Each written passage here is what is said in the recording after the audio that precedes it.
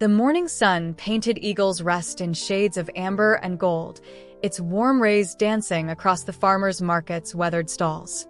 The air carried the sweet perfume of fresh produce and the earthy scent of newly harvested corn.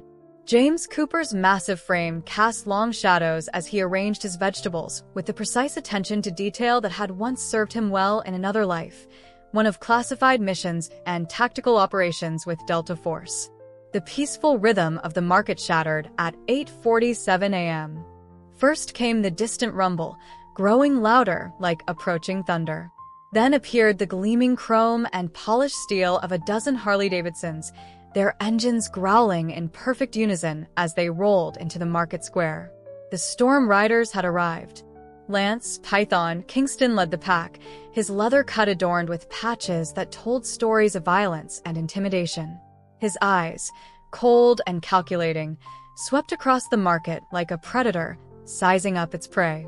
Behind him, Sledge's massive frame dwarfed his motorcycle, while Reaper, their scout, seemed to blend into the shadows despite the morning brightness.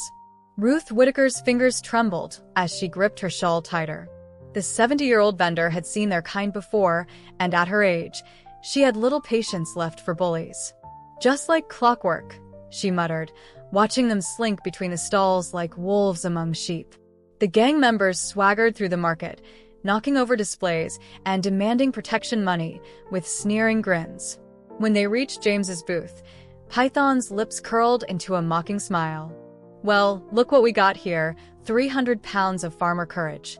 James met Python's gaze with the steady calm of a man who had stared down worse threats in places whose names he couldn't speak. "You're in the wrong place if you're looking for trouble." Python's laughter cut through the tense air. "Or maybe you don't understand how things work around here." He leaned forward, brass knuckles glinting on his right hand. But he failed to notice the subtle shift in James's stance, the way his weight distributed across his feet, a combative readiness invisible to untrained eyes but unmistakable to those who knew where to look. Today, James realized, might be the day his past and present would violently collide. Have you ever witnessed someone stand up against impossible odds? Share your story in the comments below, and don't forget to follow for more tales of everyday heroes who refuse to back down when faced with injustice. The market's usual morning bustle died to a whisper as Python circled James's stall like a shark testing its prey. His boots scraped against the gravel, each step deliberate and threatening. The other storm riders spread out, creating a loose circle that trapped onlookers in their web of intimidation. Sledge's massive frame blocked the main exit, while Reaper's watchful eyes scanned for any sign of resistance. "You know," Python drawled, running his fingers along James's produce display, "most folks around here understand the concept of respect. They show it by contributing to our community fund." He knocked over a perfectly arranged pyramid of tomatoes, their red flesh bursting against the ground. "Keeps things running smooth, you might say." James remained motionless, but his eyes tracked every movement with military precision. He noticed how Reaper's hand never strayed far from his jacket pocket, how Python favored his right side, likely concealing a weapon. The calculations ran through his mind automatically, muscle memory from years of combat assessment. Sledge stepped forward, his shadow falling across James's booth. "Boss asked you nice," he growled, voice like gravel in a cement mixer. "Ain't gonna ask twice." To emphasize his point, he grabbed a crate of fresh corn and hurled it across the market. The wooden box exploded against a lamp post, sending yellow kernels scattering across the ground like shrapnel. The gang's laughter echoed off the market walls, but James detected something beneath their bravado: uncertainty. They weren't used to someone standing their ground, and it made them nervous. Good. Nervous people made mistakes. Ruth watched from behind her stall, her wrinkled hands clutching a cast-iron pan like a lifeline. Other vendors began quietly ushering customers away, creating a ghost town of abandoned stalls and scattered produce. But a few remained, watching with a mix of fear and something else, hope. "Last chance, farmer." Python spat the word like an insult. 300 a week keeps your pretty little setup safe. Otherwise. He drew a wicked hunting knife, its serrated edge catching the morning light. Well, accidents happen. Equipment breaks. Fires start. James's voice carried across the market, steady as steel. You don't scare me, Python. I've seen real monsters in my time. You're just playing dress up. The words hit their mark. Python's face contorted with rage, his carefully maintained control cracking. Python's knuckles whitened around the knife handle as he stepped closer to James. Behind him, Reaper slipped away from the group, disappearing between the stalls with practiced stealth. The gang's enforcer, Sledge, cracked his knuckles with audible pops that echoed through the now silent market. You think you're something special? Python's voice dropped to a dangerous whisper. We've broken harder men than you. Ask old Mike from the hardware store what happened when he tried playing hero. He gestured toward a boarded-up shop at the market's edge, its windows still bearing scorch marks from a mysterious fire 3 months ago. But James had been watching Reaper's movement from his peripheral vision. The scout was positioning himself behind the stalls, likely preparing for a flanking maneuver, a basic tactical play James had seen countless times in combat zones. These weren't just thugs. They had some organization to their chaos. I'm giving you one chance, James said, his voice carrying the weight of command that had once directed elite soldiers through war-torn streets. Pack up and leave. Find another town to terrorize. His words drew gasps from the remaining onlookers. No one had ever dared to speak to the Storm Riders like that. Python's response was swift and violent. He swept his arm across the display, sending vegetables tumbling. Boys, he called out, looks like Farmer John here needs a lesson in market economics. The gang members began closing in, their boots crunching over scattered produce. Ruth's voice suddenly cut through the tension. James Cooper, don't you dare let them wreck my quilts. She had moved to stand beside her stall, defiance written across her weathered face. Other vendors began emerging from their hiding spots, drawn by her courage.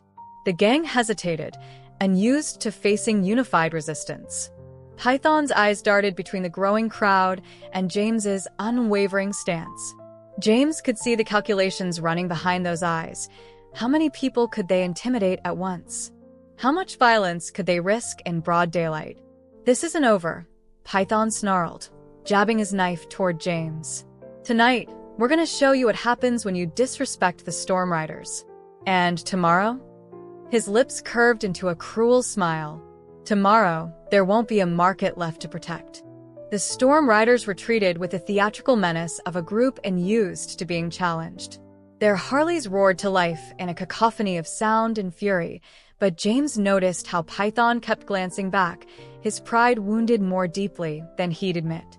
The gang's departure left behind a wake of destroyed produce, shattered crates, and something else, a spark of resistance in the eyes of the market vendors. As the dust settled, people began emerging from their hideouts. Ruth was the first to approach James, her cast-iron pans still clutched tightly. You've done it now, she said, but there was admiration mixed with her worry. They'll be back, and they won't be playing nice anymore. James knelt to gather his scattered vegetables, his movements precise and controlled. They were never playing nice, Ruth. They just hadn't met anyone willing to push back. His voice carried the weight of experience, of battles fought far from this peaceful market square. Word of the confrontation spread through Eagle's Rest like wildfire. By noon, James's stand had become a gathering point for those seeking to share their own stories of the Storm Riders' brutality. Sarah Chun from the flower shop described how they demanded protection money during her mother's funeral. Tom Martinez spoke of his son's garage being vandalized after he refused to service their bikes for free. As James listened to each story, his tactical mind began assembling pieces of a larger puzzle.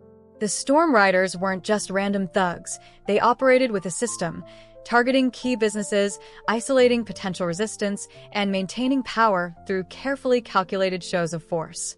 They had weaknesses, patterns that could be exploited.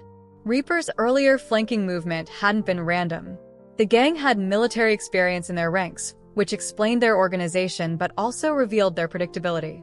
James recognized the telltale signs of someone who had served, perhaps dishonorably discharged, but trained nonetheless.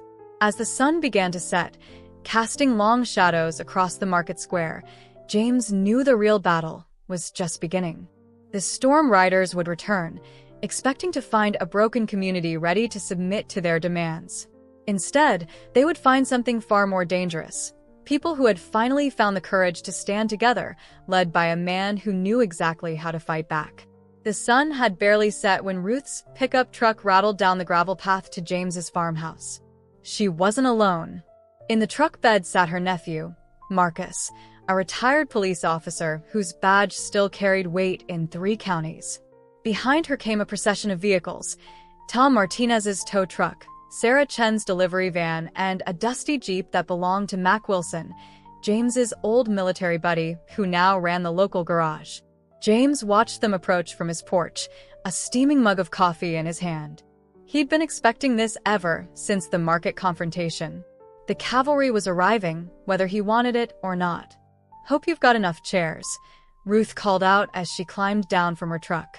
Her usual floral shawl had been replaced by a denim jacket that had seen better days. "We need to talk." Inside the farmhouse's kitchen, maps of Eagle's Rest spread across the worn oak table. Marcus pointed out the storm riders' usual haunts, marking locations with pushpins, while Mac added details about their vehicles and maintenance patterns. The gang had a method to their madness: specific routes, preferred targets, and a base of operations in an abandoned lumber mill just outside town. "They're organized," James explained, tracing routes with his finger. "Python's got military training, or at least someone in his inner circle does. The way they position themselves, their flanking maneuvers, it's not random thuggery." Mac nodded, his scarred hands wrapped around a coffee mug. "Makes sense. Been working on their bikes for months. Some of their modifications aren't standard street fare. They're combat-ready." He paused, meeting James's eyes. "Like something we used to see overseas." Sarah Chin cleared her throat. "That's all interesting, but what about tonight? They threatened to burn down the market. My entire livelihood is in that shop." The worry lines around her eyes deepened. "We can't just sit here planning while they destroy everything we've built." James's response was measured, his voice carrying the calm authority that had once guided special operations teams through impossible situations. "We're not just planning, we're preparing to win." He turned to Marcus. "What's the official stance from the sheriff's department?" Marcus ran a hand through his graying hair. "Sheriff Harper's hands are tied. The storm riders have connections in the county seat. Every time they arrest one, some hotshot lawyer gets them released within hours." He leaned forward, lowering his voice. "But Harper did mention they'd be running speed traps on the other side of town tonight. Won't be able to respond to any disturbances at the market for at least an hour." Tom Martinez, who had been quietly studying the maps, spoke up. "My tow truck can block the main entrance to the market. Sarah's delivery van can cover the back alley." He pulled out his phone, showing security camera footage from his garage. "I've got these mounted around my shop. We can set up more, give us eyes everywhere." Mac stood up, pacing the kitchen with restless energy. "I can rig some surprises for their bikes. Nothing illegal, just some creative mechanical failures waiting to happen." His grin held a hint of their shared past, missions where ingenuity had meant survival. Ruth, who had been unusually quiet, suddenly slapped her hand on the table. "Don't forget about us old-timers. We've got our part to play, too." She reached into her bag and pulled out a stack of papers. "Every vendor at that market has signed this. We're all in, whatever it takes." James studied the signatures, feeling the weight of their trust. These weren't soldiers or fighters. They were shopkeepers, farmers, and families who had simply had enough. Their courage wasn't born from training or experience, but from something far more powerful: the determination to protect their home. As night fell, the farmhouse transformed into a command center. Mac and Tom disappeared into James's barn, emerging occasionally for tools or supplies. The sound of metal on metal rang out as they prepared their mechanical traps. Sarah coordinated with other vendors over the phone, organizing a network of lookouts armed with nothing more dangerous than cell phones and determination. Marcus pulled James aside onto the porch, his expression grave in the gathering darkness. "You know this could go bad fast, right?" These people aren't soldiers. If Python and his crew come in shooting, they won't, James replied, his eyes scanning the distant tree line. The Storm Riders thrive on intimidation, not open warfare. They've never faced organized resistance. It'll throw them off balance. He turned to his old friend.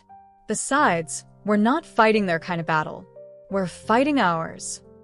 Inside, Ruth had taken charge of converting ordinary items into defensive tools.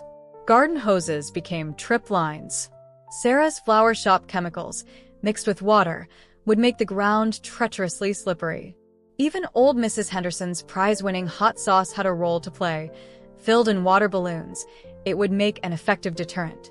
It's not about winning a fight, James explained to the gathered group as they finalized their plans.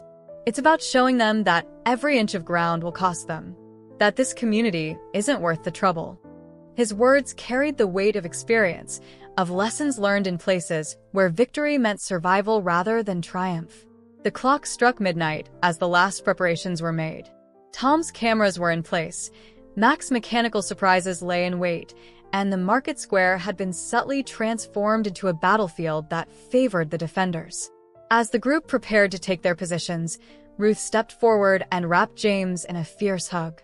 "Whatever happens," she whispered, her voice thick with emotion, "you've already given us something Python and his thugs can never take away. You've given us hope." The Storm Riders announced their arrival with a symphony of roaring engines and screaming metal. Their headlights cut through the darkness like angry eyes, illuminating the market square in harsh, white light. Python led the charge, his chrome-plated Harley gleaming like liquid mercury. Behind him rode twice as many bikers as before, their leather cuts adorned with fresh patches, reinforcements called in for the night's lesson. James watched from the shadows of his stall, counting bikes and riders. 23 in total. More than expected, but not enough to change the plan. Through his earpiece, Tom's voice crackled. "Cameras are hot. They've got Molotovs. Spotted the rags when they passed under the street light."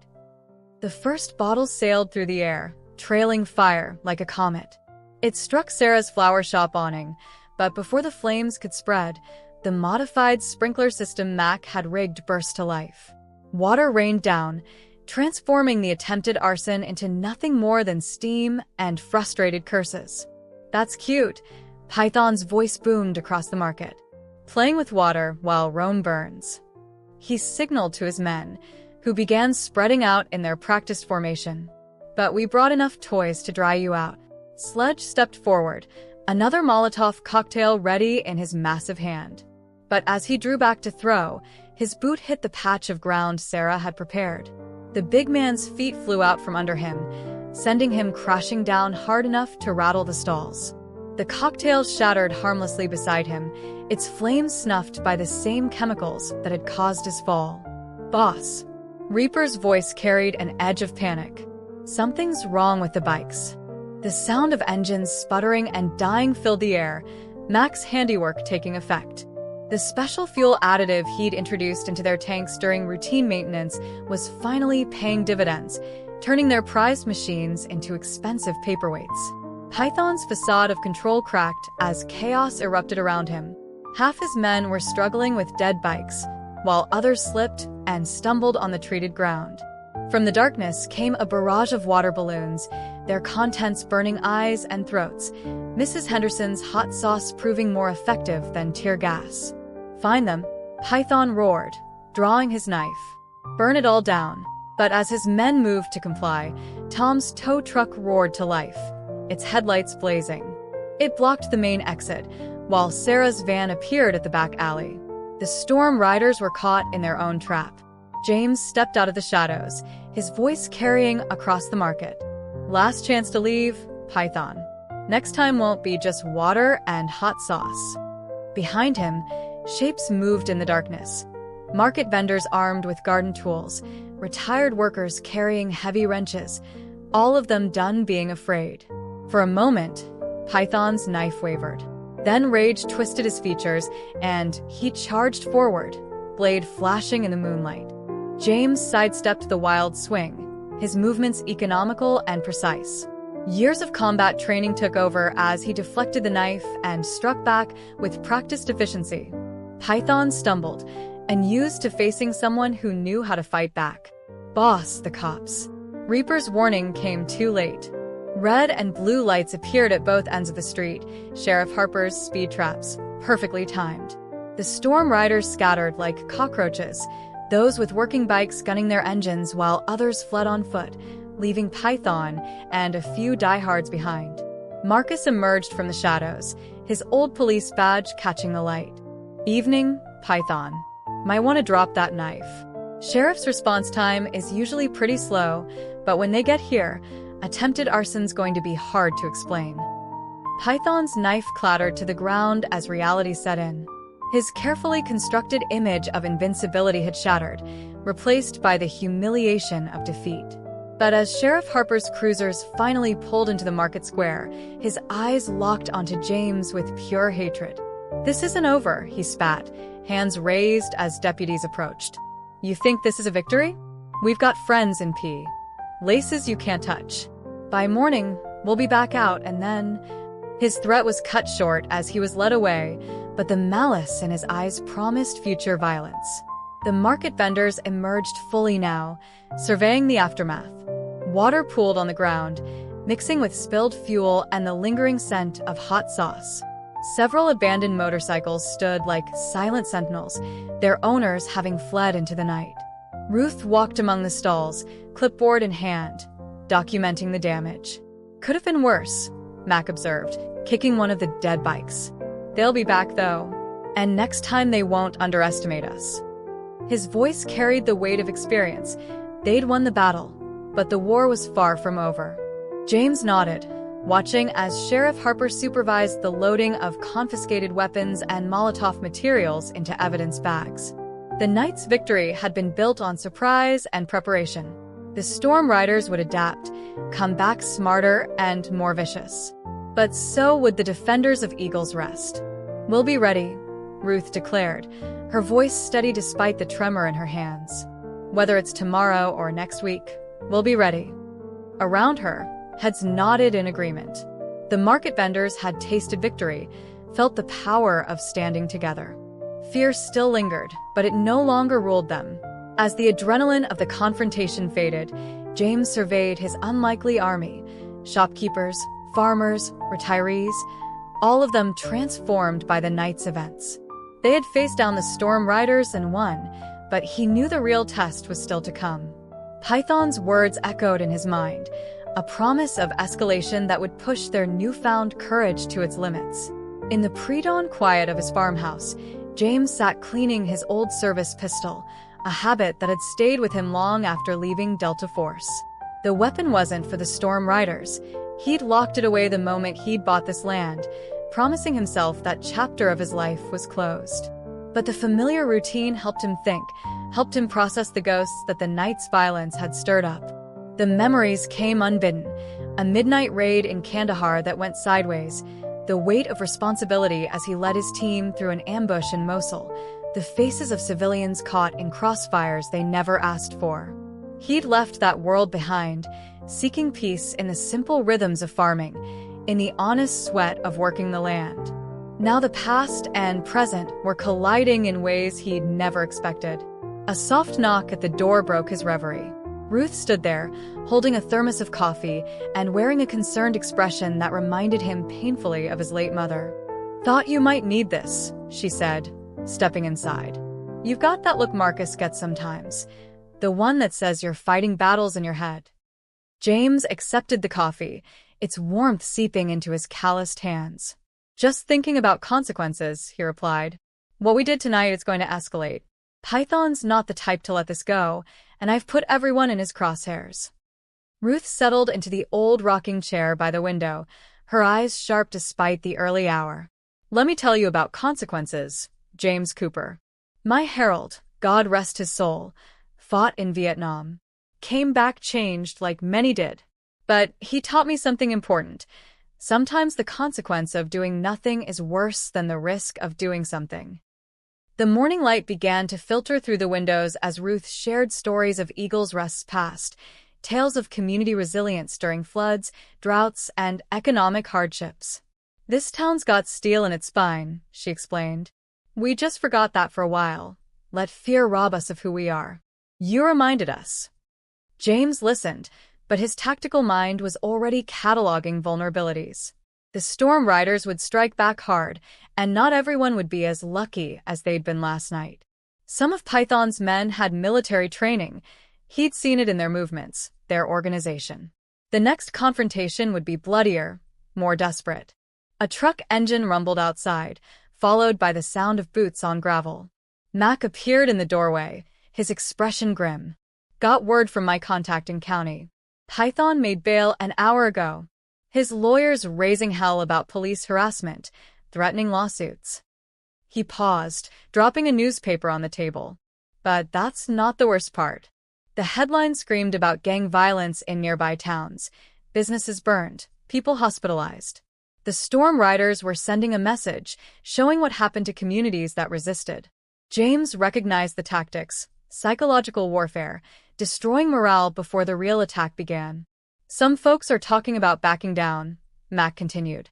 "Tom's sister got threatened at her kid's school. Sarah's suppliers are getting pressure to cut her off. They're trying to isolate us, pick us apart one by one." James stood abruptly, his chair scraping against the floor. The peaceful farmer facade fell away, replaced by the calculating precision of a Delta Force commander. "That's not going to happen," he stated, his voice carrying the quiet authority that had once guided men through war zones. "Get everyone here.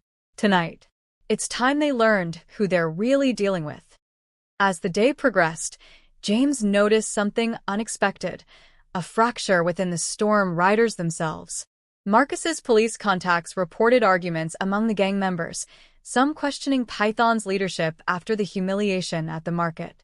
Reaper, in particular, had been vocal about the risks of escalation drawing unwanted attention from state authorities.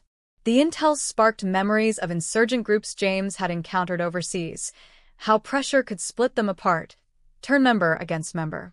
It was a weakness he could exploit, but it would mean fully embracing the strategic mindset he'd tried to leave behind.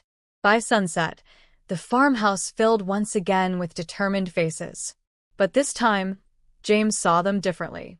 Not as civilians to protect, but as assets with unique skills.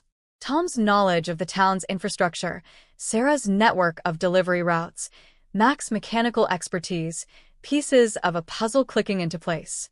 "I've been fighting this wrong," James announced, spreading a new map across the table. "Trying to be half a farmer, half a soldier. That ends tonight." His finger traced lines across the paper, marking strategic points. "The storm riders think they're the predators here. Time to show them what it's like to be hunted." Ruth watched him with knowing eyes. "There's no going back from this, James. Once you cross this line." "I crossed that line the moment I chose this town as home," he replied, his voice firm. "Sometimes peace has to be fought for." The words tasted familiar on his tongue, echoing briefings from another life. But this time, the stakes felt more personal, more vital. As night fell over Eagle's Rest, James Cooper made his peace with who he truly was, not just a farmer seeking tranquility, but a warrior who had found something worth fighting for. The storm riders had awakened the sleeping giant in their midst, and their reckoning was coming. The attack came on a moonless night, 3 days after Python's release. The storm riders descended on James's farm like thunder, their engines deliberately loud, a show of force meant to intimidate. But this time, they brought more than just Molotov cocktails and brass knuckles. The muzzle flashes of gunfire lit up the darkness as they fired warning shots into the air.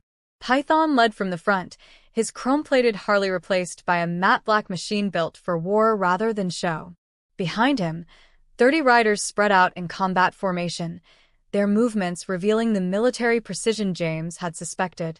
They'd come prepared for real resistance this time. "Cooper." Python's voice boomed across the farmland. "Time to reap what you've sown." On his signal, the first wave of riders launched homemade explosives at the barn.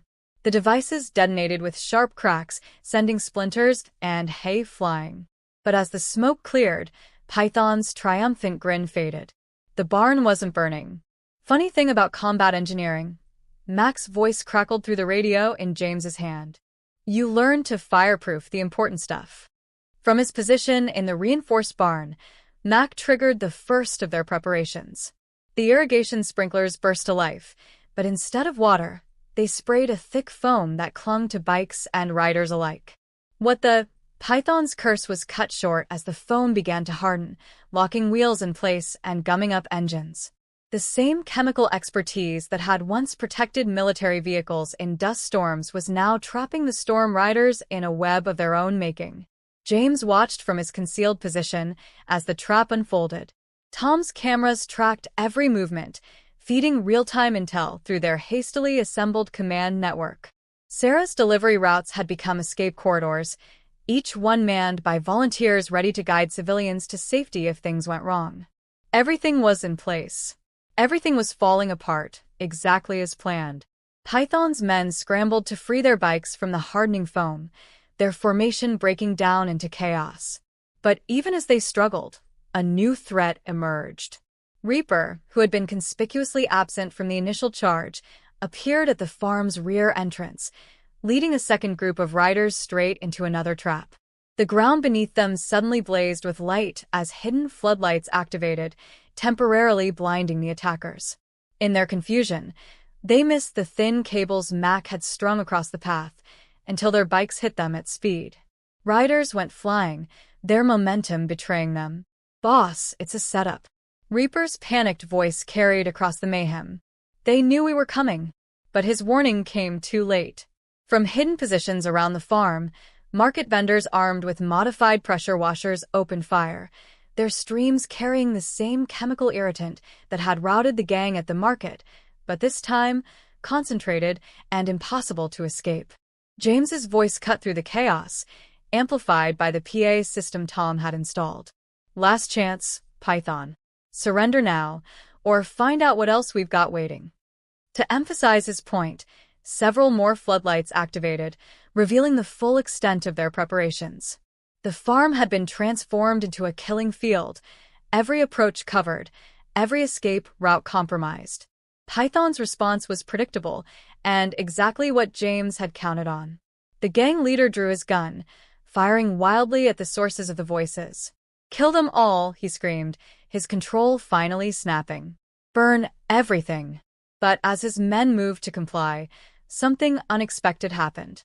Reaper stepped forward, pulling off his helmet. No. The single word carried enough weight to freeze everyone in place. "This is suicide, Python. Look around. They've beaten us twice now. And for what? Some farmer who wouldn't pay protection money." The betrayal hit Python like a physical blow. More riders began removing their helmets, stepping away from their leader. The feared storm riders, who had terrorized Eagle's Rest for so long, were fracturing before everyone's eyes. "Cowards!" Python raised his gun toward Reaper, but before he could fire, James emerged from the shadows. His movement was a blur of practiced efficiency, disarming Python with a precision that spoke of years of close-quarter combat training.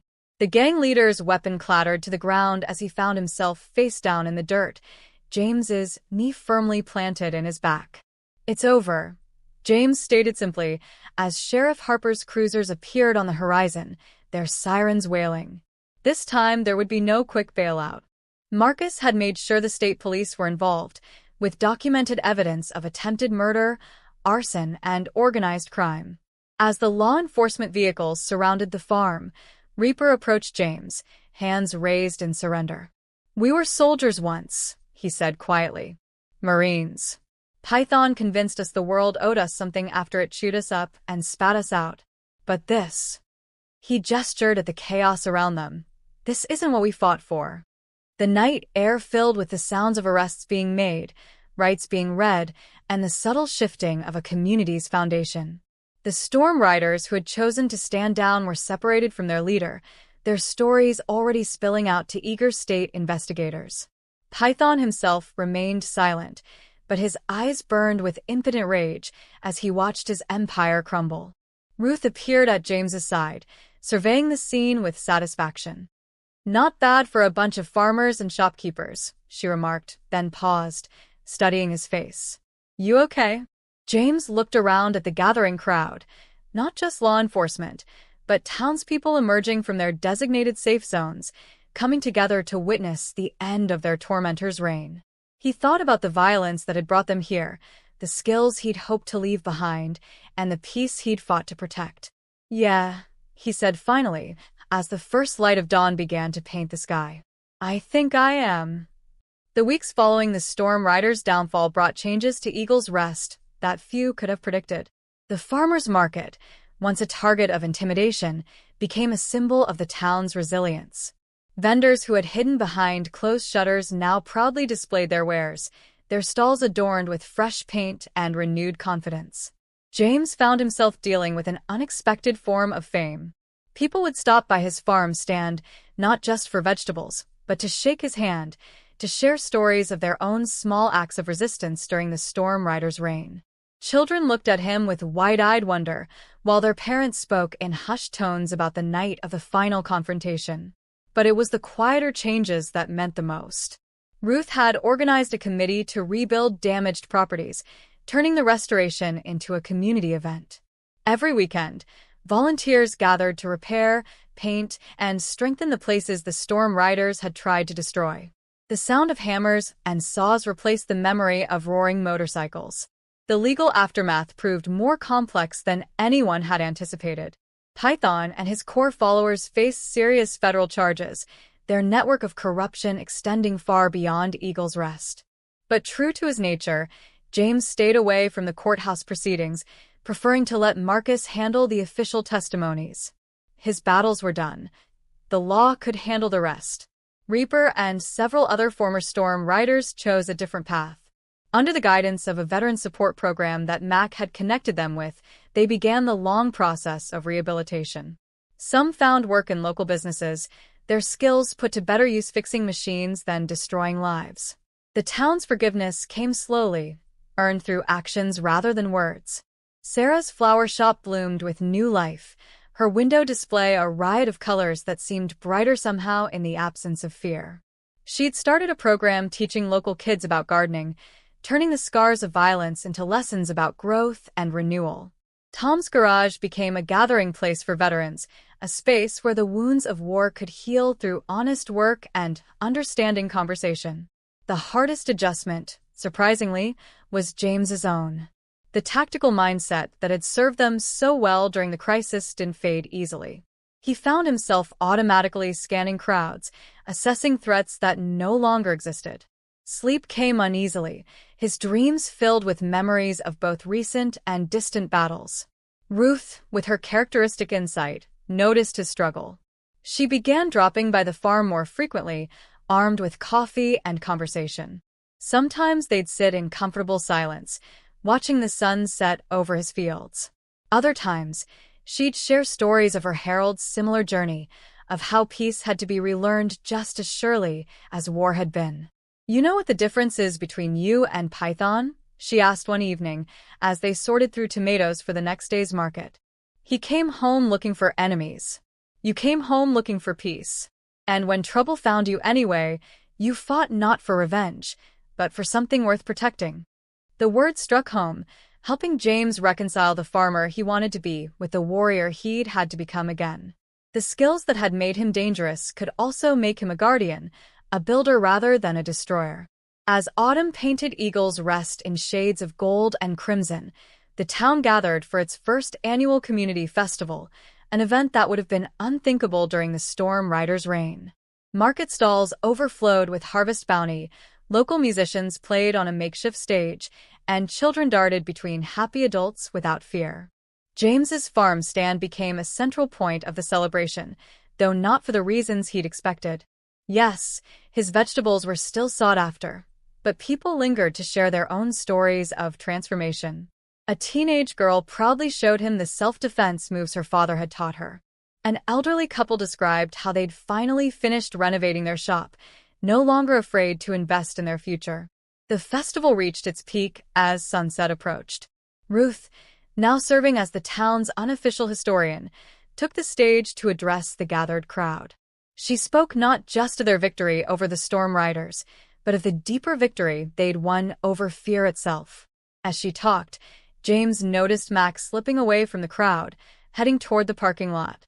He found his old friend standing beside a familiar motorcycle, Reaper's old bike, now restored and repurposed. "Taking it to the VA center tomorrow," Mac explained. "Figure some of the guys there might benefit from having something to fix up." The symbolism wasn't lost on either of them.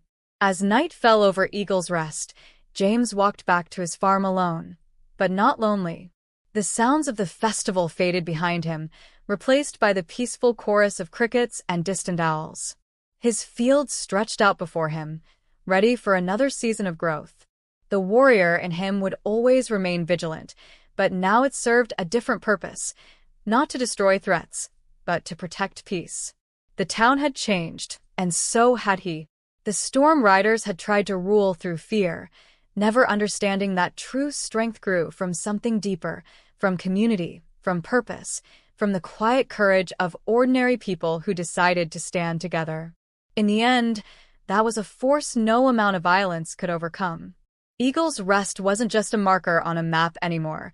It was living proof that some battles were won not with fists or firearms, but with the unshakable resolve of people who had found something worth fighting for.